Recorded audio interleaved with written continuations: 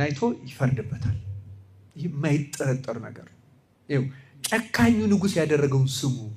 ለዚህ ነው ጌታ ያ ጨካኝ እግዚአብሔርን የማይፈራ ሰውን የማያፈር ምንም ሰውን ባላፈር እግዚአብሔርን ባልፈራ እየመጣች እንዳትጨቀጭቀኝ እንዳታደክመኝ ብሎ እግዚአብሔር ግን ቸር የባህሪ አምላክ ነው። ቸር የባህሪ አምላክ በቁርጥ ህሊና ከኃጢአት መላቀቅ የምንፈልግ መሆናችንን በጸሎት ከገለጽ ያለምንም ጥርጥር ድል መንሳትን ይሰጠናል። እግዚአብሔር አምላክ በቸርነቱ ባላጋራችን ድል እንነሳው ይርዳን። ክርስቲያኖች እንግዲህ ጸሎት በእውነቱ ባላንጋራ መክሰስ ነው እንዳል ይህንኑ በሌላም መንገድ መግለጽ ይቻላል። ጸሎት ራሱ እውነተኛ ንስሐም ነው። ጸሎት ምንድነው አልኳችሁ? እውነተኛ ንስሐ ነው። ንስሐና ጸሎትን አባቶች አንዱ አንዱን ይወልዳል ነው የሚሉት። ለምሳሌ ንስሐ ጸሎትን ይወልዳል፣ ጸሎትም ንስሐን ይወልዳል። ልክ እንደ ዶሮና እንደ እንቁላል አንዱ ያለ አንዱ አይኖሩም።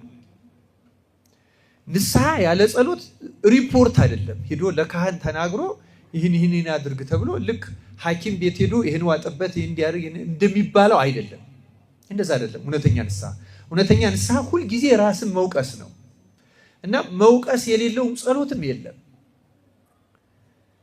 ተአምራት እያደረጉ ልሳን እየተናገሩ ህቡዓት እየተገለጹላቸው በክብር ያሉ ቅዱሳን እንኳን በእግዚአብሔር ፊት ኃጢአተኛ መሆናቸውን ገልጸው ራሳቸውን ይከሳሉ። የፈለገ ብቃት ደረጃ ላይ ይድረስ ራሱን እንደ ኃጢአተኛ የማይቆጥር ሰው በእግዚአብሔር ዘንድ ጸሎቱ የተጣለች ናት፣ ተቀባይነት የላትም። ማንም ሰው ያንን ነው የሚያደርገው። ስለዚህ ጸሎት ብሎ ንስሐ የሌለበት ጸሎት የለም። ራሱ ጸሎት ንስሐ ነው። እውነተኛ ጸሎት ንስሐ ነው። ይዘቱን ስንማር በቅደም ተከተሉ ሌላ የሚቀድመው ቢኖርም ለምሳሌ ምስጋና ይቀድመዋል። ግን ከምስጋና ቀጥሎ የሚመጣው ጸሎት ተብሎ ንስሐ ኃጢአትን እያስታወሱ እየወቀሱ ራስን እየወቀሱ በእግዚአብሔር ፊት ኢምንት እንደሆኑ ማቅረብ እውነተኛው ጸሎት የሚባለው ይሄ ነው፣ ንስሐ ነው። ስለዚህ ጸሎት ካል ንስሐ ነው፣ ንስሐ ካል ጸሎት ነው። ጸሎትና ንስሐ የማይለዋወጡ ማለት አንዱ አንዱን ለውጦ የማይቀር ምሳሌ ንስሐ ገብቻለሁ ጸሎት አያስፈልገኝም፣ ጸሎት ይዣለሁ ንስሐ አያስፈልገኝም አይባልም።